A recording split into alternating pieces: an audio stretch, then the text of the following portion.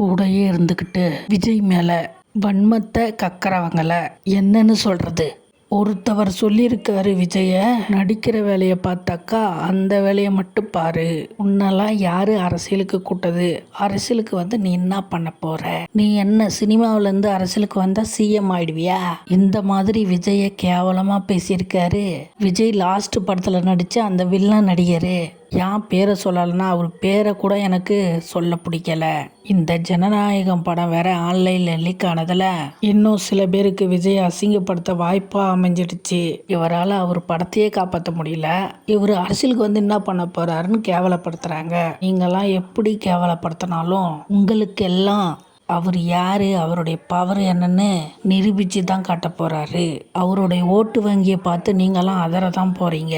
கூடயே இருந்து என்ன தான் நீங்கள் அவரை அவமானப்படுத்தினாலும், ஒரு சிலர் அவர் கூட்டணிக்கு வரலன்னு அவரை கேவலப்படுத்தி பேசினாலும் அவர் மட்டும் அவர் வேலையை பார்த்துக்கிட்டு தான் இருக்காரு. ஸோ இதுக்கெல்லாம்